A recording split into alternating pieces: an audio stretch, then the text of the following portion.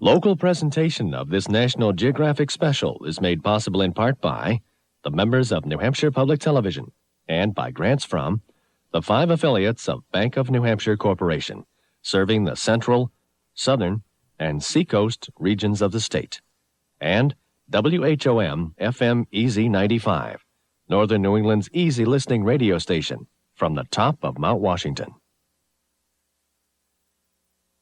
This is the winged world.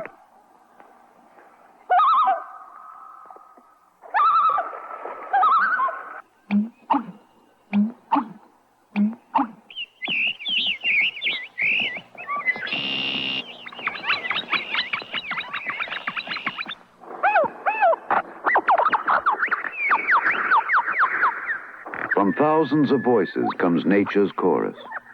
But there is one, the Australian lyrebird, who alone creates a symphony of the winged world.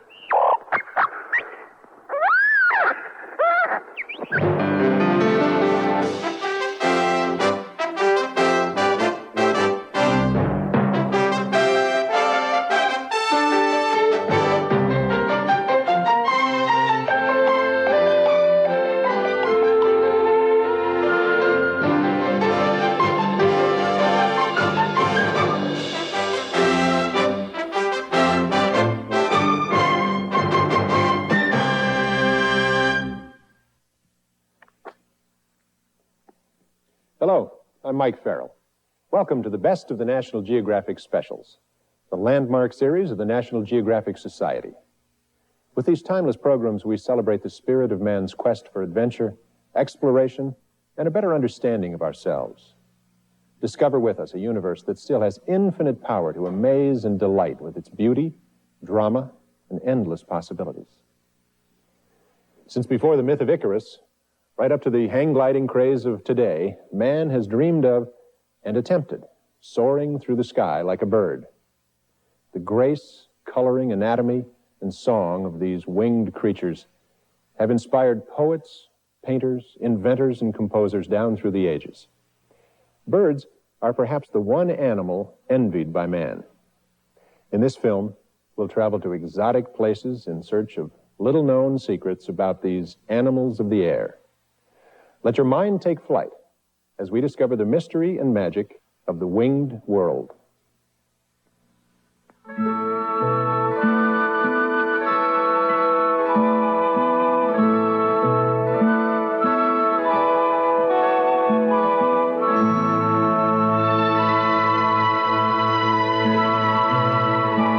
In all of man's time on Earth, there has never been a sky without birds. They came long before us. And for thousands of years, whenever man has looked to the skies, he has admired their beauty, envied their freedom, and wondered at the mystery of their creation.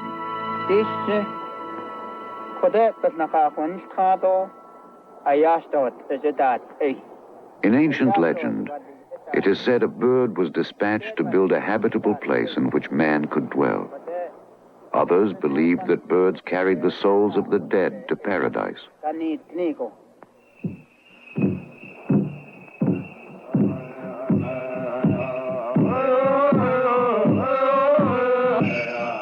Symbols of strength, of wisdom, of courage, they were often raised to the rank of deities, gods with the power of life and death.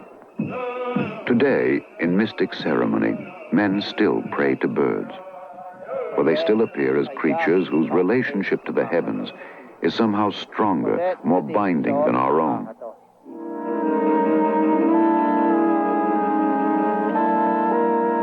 In the swamps and forests of prehistoric times, long before the bird appeared, reptiles dominated the land. With the harsh competition for survival, some began to climb trees, for here there was food and relative safety. Then, in some distant ancestor of the lizard or crocodile, there began a change that would forever alter the way of life on Earth. When and how it might have happened has for years intrigued men like naturalist Peter Scott. So far as we know, between 150 and 200 million years ago, the first birds appeared on Earth. They were probably evolved from reptiles that climbed in the trees. The earliest known bird was called Archaeopteryx. The name means ancient wing, and of course it's only known from fossils. Well, in many ways, Archaeopteryx was still quite like a lizard. It had teeth like a lizard. It had a tail almost like a lizard's, with the vertebrae going right out to the end of it. It had claws on its wings, and this suggests that it spent a great deal of time in the trees. But it did have feathers. So it was a bird, or at least it was an intermediate between reptiles and modern birds. Life for the ancient birds, as for the young Hoatzin in South America, was precarious. Using their wing claws, they could move from vine to vine. They could probably hop from one boulder to another, perhaps even glide for short distances. Yet they still faced danger of attack from enemies. Though nature had given the ancient birds feathers and wings, other, more perfect birds would in time evolve that could better put them to use. For only if they could escape the earth would they survive.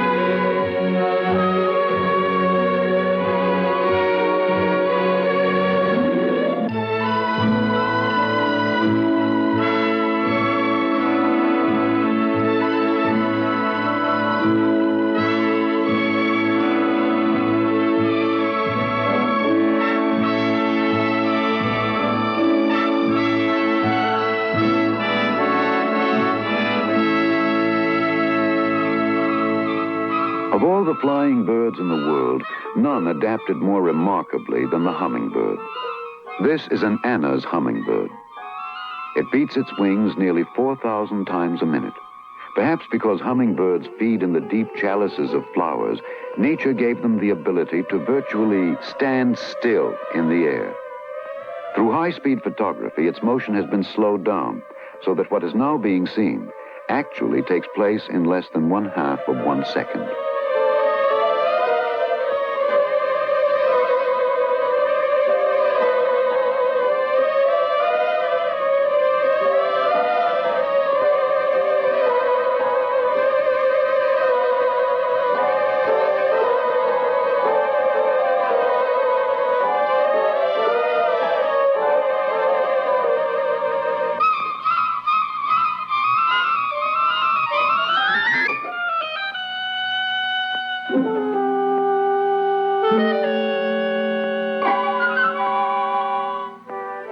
Since Archaeopteryx, birds have evolved in a bewildering variety of forms, each suited to survive in its environment. Today, there are more than 8,600 living species, with differing beaks, wings, colors, legs, feet, sizes, and ways of life.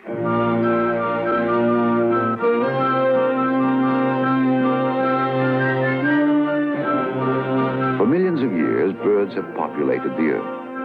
And for thousands of years, their total numbers are believed to have remained relatively constant. 100 billion birds.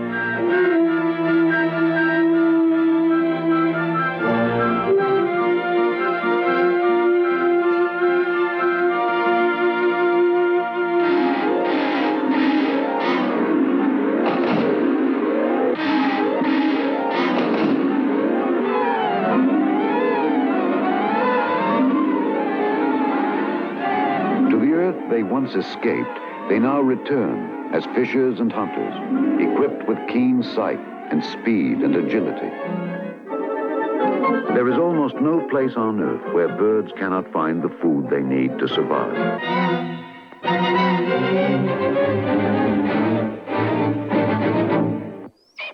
To those who have watched birds of prey in search of food, the reason for the mythology of courage and power becomes clear. For birds like the red-tailed hawk will challenge enemies even feared by man.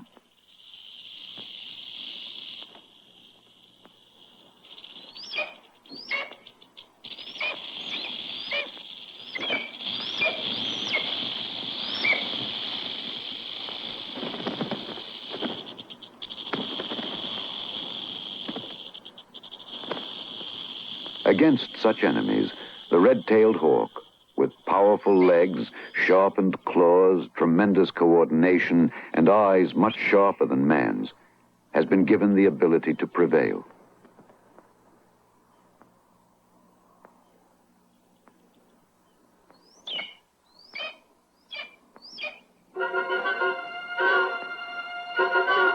Birds are among nature's most successful creatures.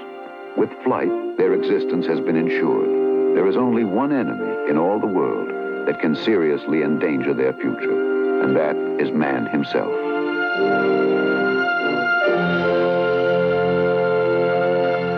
Show me your somersault. Here we go.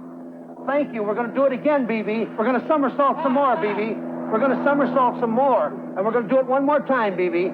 BB, somersault one more time. Get a hold of Mel. Thank you. Birds in captivity have long provided man with many of his notions about bird intelligence. Yet what we see is often little more than mimicry or trained behavior. Some birds in captivity, however, like these cockatoos, do seem to reflect both understanding and perhaps a very special ability. 7. Show them you know what 7 means on that bell. Now 7. Pull it 7 times and then sit down. 7, Ed. 7.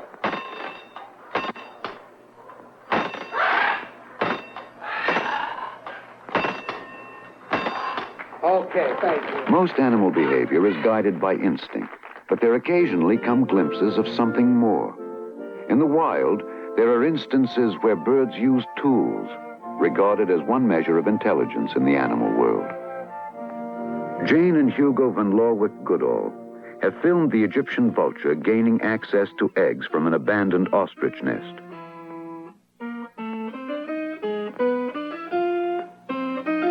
Unable to break the shell with its beak, it finds a rock and uses it like a projectile.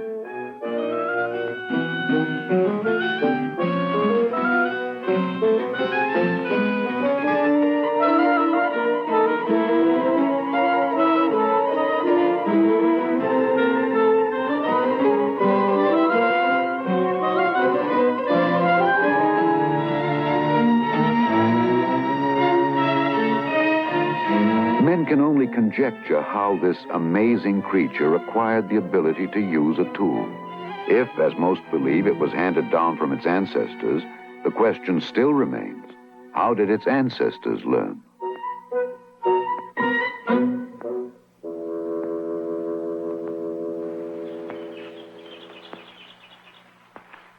A woodpecker finch listens for insect life in the bark of trees. He is looking for food for himself and his mate, who waits in a nearby tree. Though in many ways he is built like a woodpecker, his beak is not thin enough, nor his tongue long enough to reach the food. So he finds a twig he can use as a tool.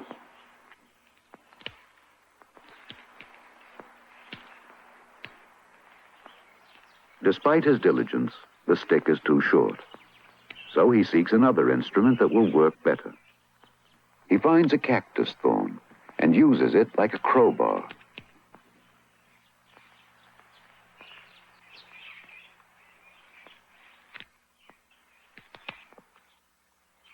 He places the thorn under his foot while eating, then proceeds to dig for more.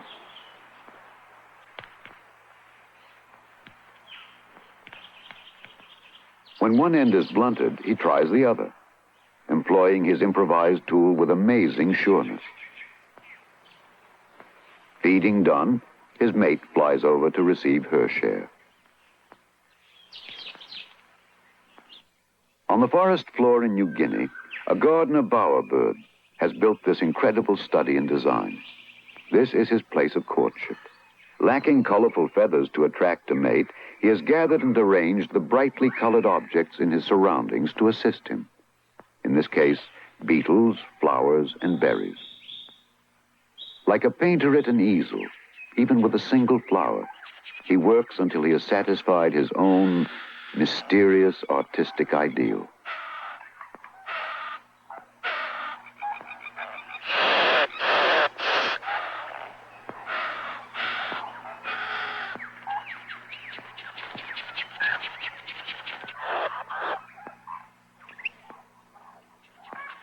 Bowerbirds may spend several months in preparing their sites for courtship. This is the front yard of a greater spotted bowerbird in Australia. He favors white and red and does not discriminate between man-made objects and nature's own. A female has entered his bower. By instinct, he shows her the crest on top of his head. It is the only brightly colored area on his body. He does this merely as a preliminary of courtship. Now, from his collection, he looks for some object he feels will interest her. He appears to be making a conscious choice. What guides him to a decision is unclear, yet it seems to be a choice made only after careful consideration of several alternatives. Having chosen a berry, which he holds in his mouth, he begins his courtship dance.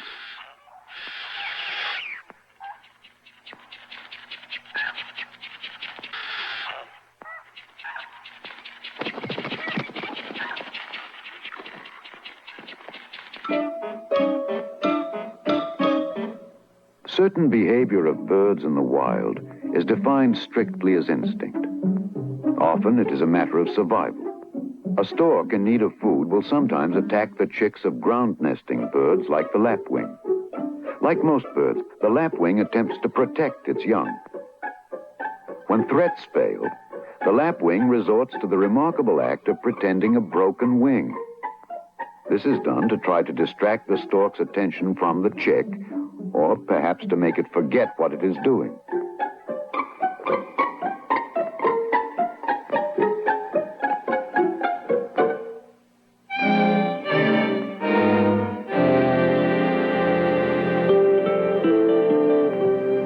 Scomer Island off the west coast of Wales is a protected breeding area for seabirds, a perfect place to study the unusual aspects of their behavior. Since the age of 17, British author and naturalist Ronald Lockley has often journeyed here. Intrigued by the ability of some birds to find their way over unfamiliar land and seas, Lockley has devoted most of his life to a study of one, the Manx shearwater, regarded among the most adept long-distance navigating birds in the world. How are you, boy? Only a resident warden lives permanently on Scomer. He will assist Lockley on a homing experiment that will explore the shearwater's capabilities when taken away from its familiar surroundings.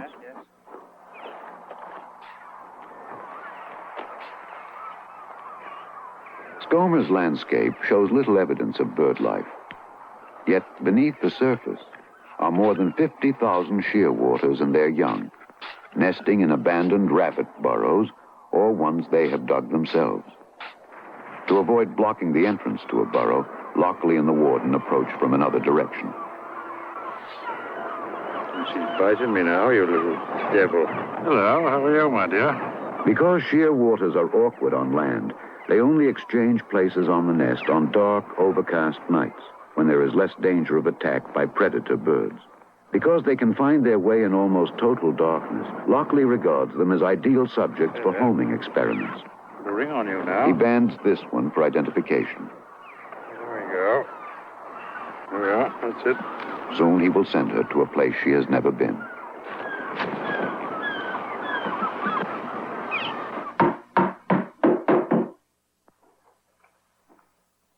Her crate must be specially designed. Too large and she can be injured in handling. Spaces between the slats are kept thin so she cannot see, thus minimizing her desire to move around. Come on. How do you suppose they're going to work? How do you suppose they're going to do the work? Eh? Oh. Very nice, aren't you?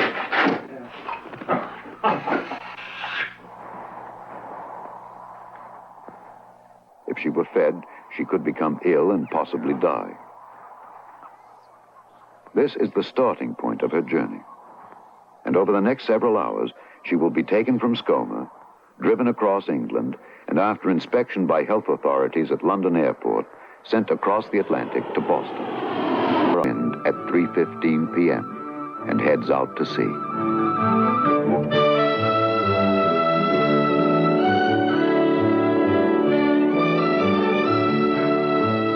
Whether by sun or stars or the magnetic pull of the globe, by some innate mechanism, she must find her way home.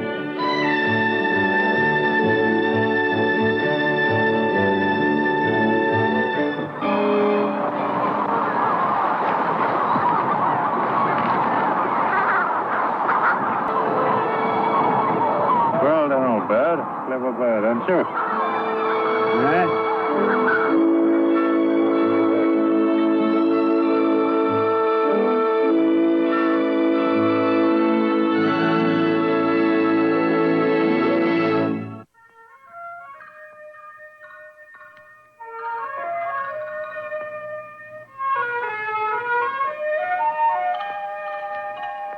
If for most people, birds are merely a part of the environment, for some, like the fishermen in the Japanese village of Gifu, they mean a great deal more. This is a cormorant, a bird with an exceptional ability to dive for fish. In Gifu, cormorants are household pets 6 months of the year, but for the other 6 months, they must earn their keep. Fishing season runs from May to October, and every day the cormorants are taken to the Nagara River. Because their long necks expand, they can gather and store large amounts of fish. A cord tied around the neck prevents them from swallowing big fish.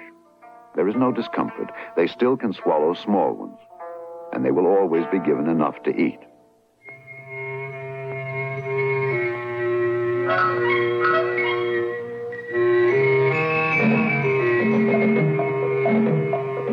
Wood fires on the prows of the boats are used to attract the fish. The cormorants are released into the water in a predetermined order. Those with seniority must go first. Any change in the order upsets them. Now the 2,000-year-old tradition is carried on.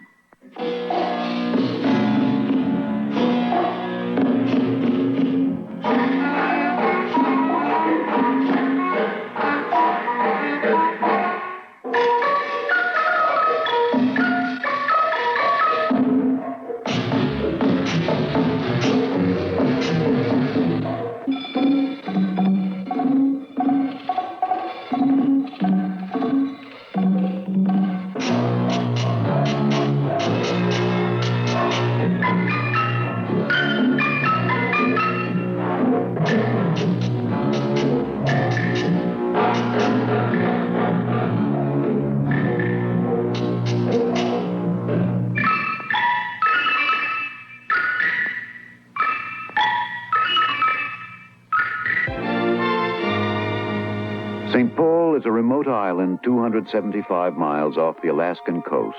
Its sheer cliffs are the breeding grounds for thousands of Pacific seabirds. Isolated from nearly all human activity, it is an ideal setting for German naturalist, zoologist, and wildlife photographer Heinz Sielmann.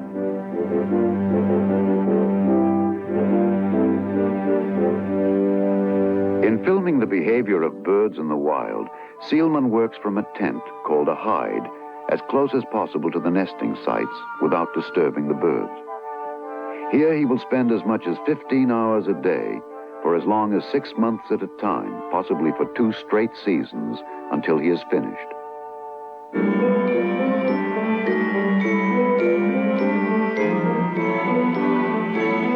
This is merely the start of a long-term study of St. Paul's cliff-breeding birds. For the past 15 years, Sielmann has traveled to some of the most remote places on Earth and given the world an incredible film record of how birds live.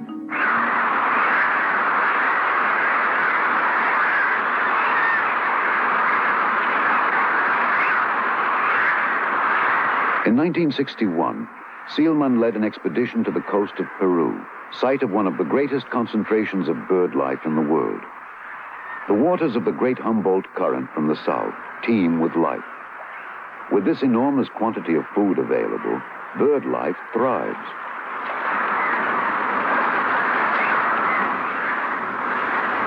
"13 miles off the coast, central Chincha Island, a vast breeding colony for 6 million birds. The black fields are cormorants. On the outer edges are the nesting sites of the pelicans. Heavy, prehistoric looking, the pelicans feed at sea and return each day with food they have stored for their young.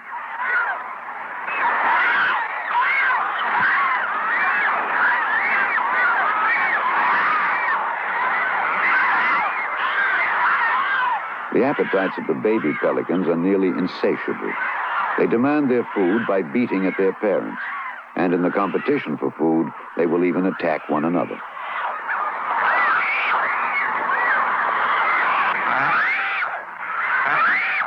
On central Chincha Island, only the strong can survive. Sometimes an epidemic or a change in the Humboldt Current will thin the overpopulated cormorant ranks, but even under normal conditions, survival for some becomes impossible. The weak, the feeble, voluntarily drift away from the colony, and in this cormorant graveyard, they await death.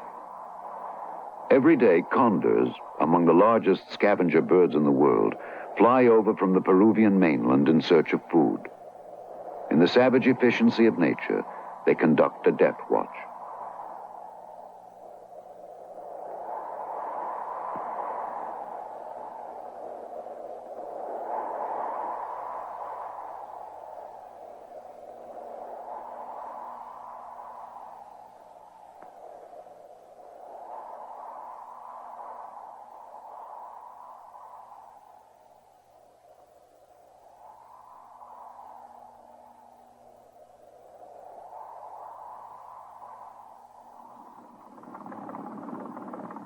"1,300 miles to the north, Seelman and his research team head to the fabled archipelago called the Galapagos.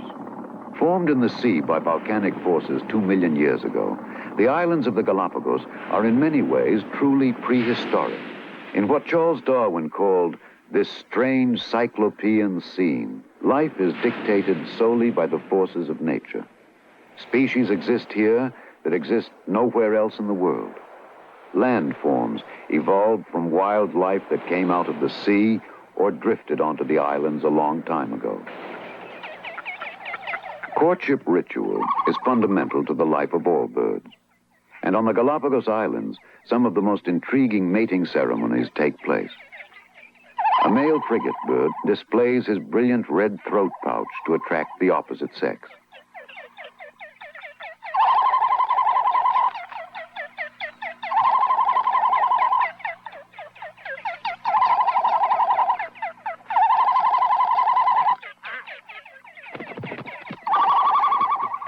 A hen descends. Now, in a ceremony of recognition and greeting, they agree to mate. This place will be their nesting site.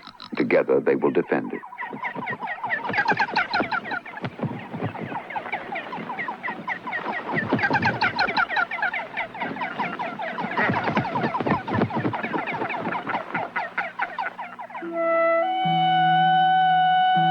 Unique to the Galapagos is the waved albatross. With a wingspan up to 3 yards, it is regarded as one of the most agile flying birds in the world. For all their skill as flyers, the albatross are among the most awkward on firm ground. With their heavily webbed feet set far back, keeping balance is in itself a major task. For the young albatross, actually the size of a swan, it is even harder.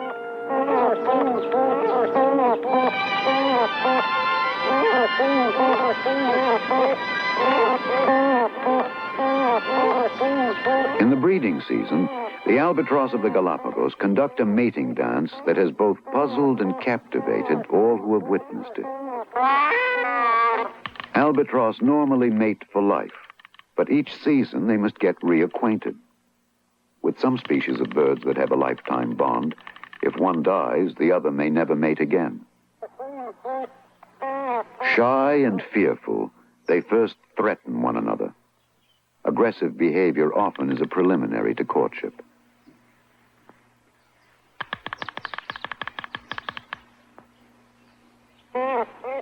It is a language of subtle movements, repeated as many times as each feels is necessary.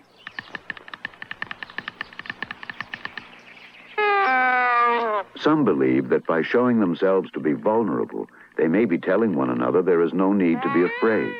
This seems to be an expression of trust.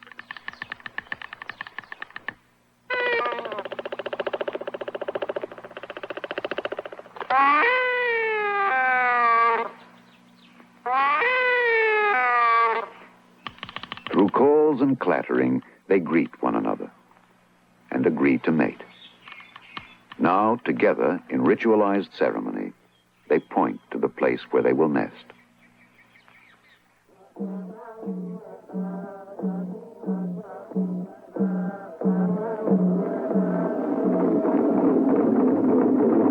In 1963, Seelman traveled to New Guinea to film the birds of paradise.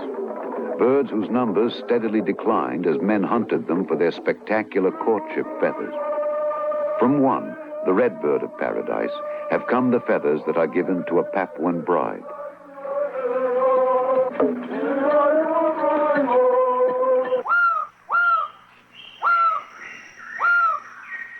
Only males have courtship feathers. Each has his own territory. One branch on a tree which he has cleared of its leaves so that he will be in full view of prospective mates. A female watches from an adjoining tree as the male goes into full display.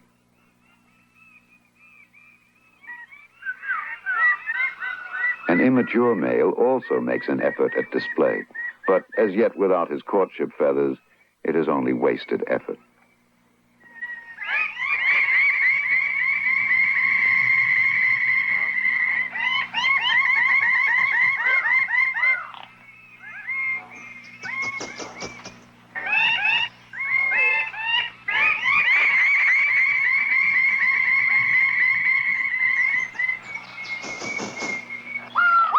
A female has arrived on the branch. The male begins his courtship dance. She climbs around so they can face one another. She has agreed to become his mate.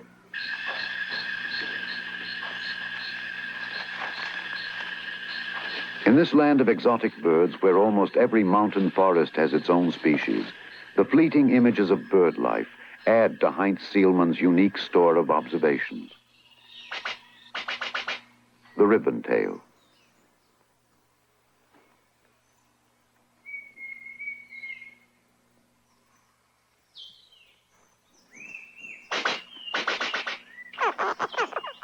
And the blue bird of paradise, a male in full courtship display.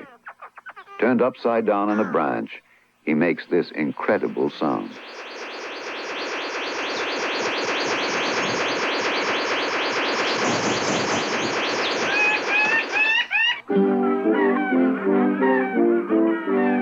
Heinz Seelman has entered the domains of bird life around the world, and with his camera revealed to student and layman alike many new facets of their behavior.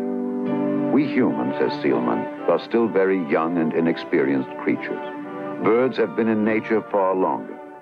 I think it is possible, Seelman concludes, that by observing their ways, we may perhaps learn something more about our own behavior and our own place in nature's scheme.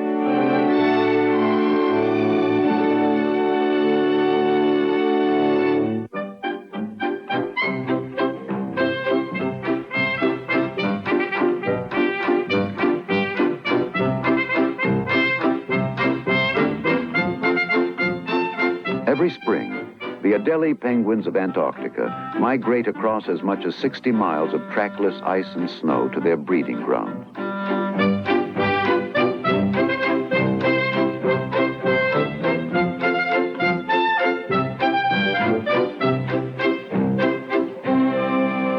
Migration, as one observer put it, is the greatest adventure in the life of a bird, and the greatest risk it must take. Somewhere in their genetic makeup, they have been given the knowledge of where they are going, and some of their journeys are truly epic.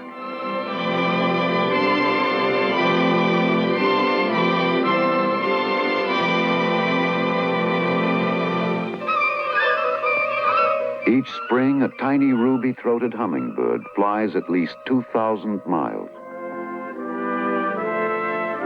From as far south as Panama to central Canada. The North American songbird, called the bobolink, makes a yearly migration of nearly 6,000 miles from South America to the northern United States.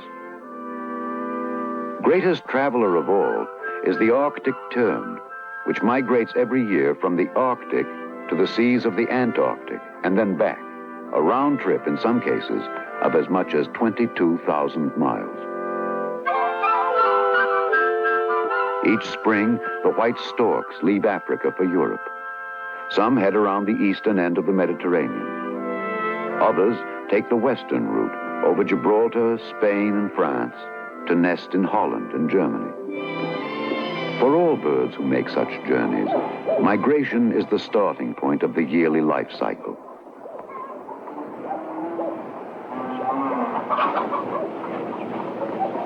Early April in Bergenhausen, a quiet farming village in northern Germany. Almost for as many years as this village has been in existence, its people have marked the beginning of spring with the appearance of the first stork from Africa. For each male, the nest is private territory, and here he will wait for several days or several weeks until the females appear. Unlike some birds, storks do not mate for life. Pairs from the preceding spring do not winter together, so each year, male and female search for new partners. As a mating call, they clap their beaks. Aside from albatross, storks are the only birds who do this.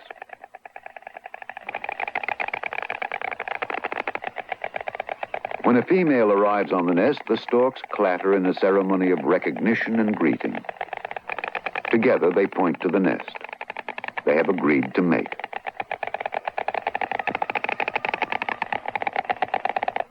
First, there is need for rebuilding. Male and female take turns gathering nest material, but the nest is never left unguarded. When one returns, before all else, it must be recognized by the other.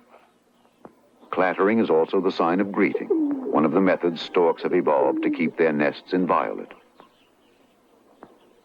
Sometimes, however, they must defend it. Often in the early spring, intruders will try to take prime nests for their own. Males normally carry out the fighting, using their long pointed beaks as weapons.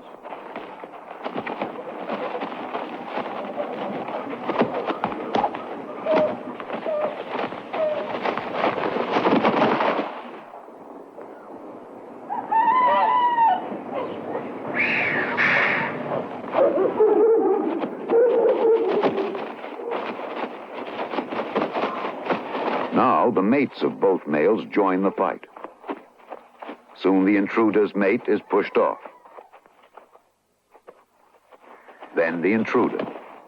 In his excitement, the defender accidentally strikes his mate, but quickly apologizes. They have retained their home. In Germany, it is said that storks are the bringers of babies, from the waters of the fountain to the mother's lap.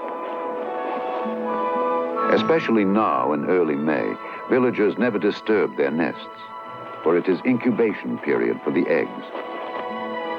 Incubation lasts approximately 1 month, and by early June, the first chick emerges.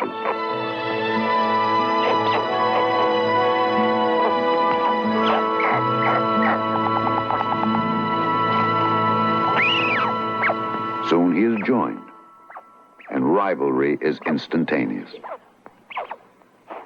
There are normally 2 to 4 chicks born to a pair of storks, and both mother and father take turns protecting them.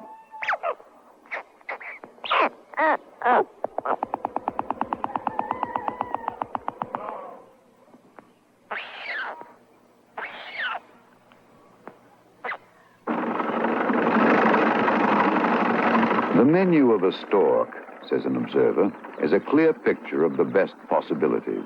Storks eat almost anything, but gathering food in the high grass is difficult. So they have learned that there are rewards in following the reaper.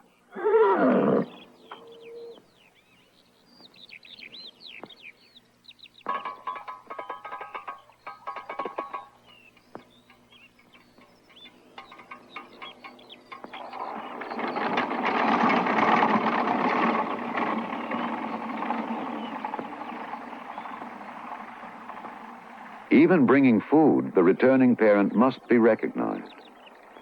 Now all join in the ceremony of greeting.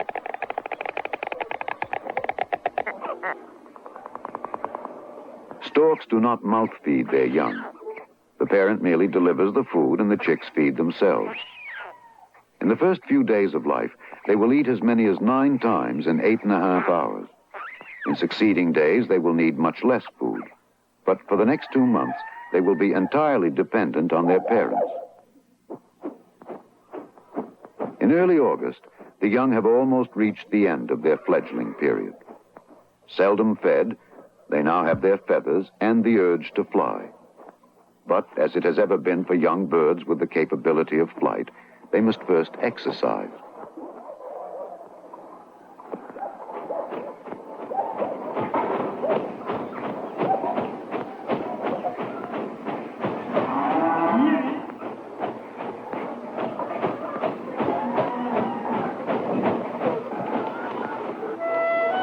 Within weeks, they will take their first uneasy excursion from the nest.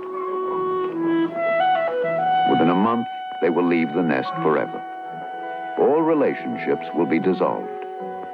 They will go out into the field, feed on their own, and in September, make their own way to Africa. The breeding cycle is at an end. Birds have been called nature's most eloquent expression. They have survived an epoch that began long before man, and have added in ways almost impossible to measure to man's spirit. They are the 100 billion creatures who, taken all together, comprise the winged world. Our world would be empty without them.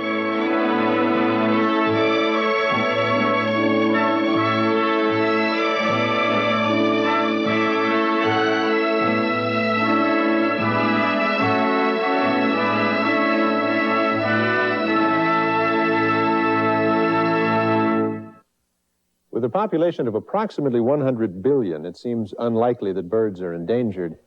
Yet that enormous population is broken into a myriad of species, some of which are threatened, while others are already extinct. Of the 8,600 species still in existence, at least 200 are endangered today. Birds are the result of tens of millions of years of evolution. What has been called nature's most eloquent expression has surely earned the right to exist. Next time on the Best of the National Geographic Specials, we'll take a look at other fascinating corners of our ever-changing and ever-expanding world. Till then, I'm Mike Farrell for the National Geographic Society.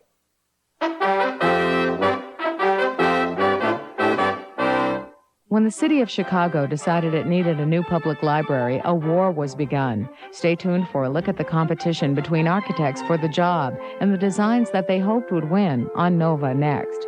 But before that, a short story about a special bird and a moment with Jack Horkheimer, the star hustler. He'll show you what to look for in the sky tonight. Then remember to tune in for another National Geographic special on Australia tonight at 8, followed by Nature at 9.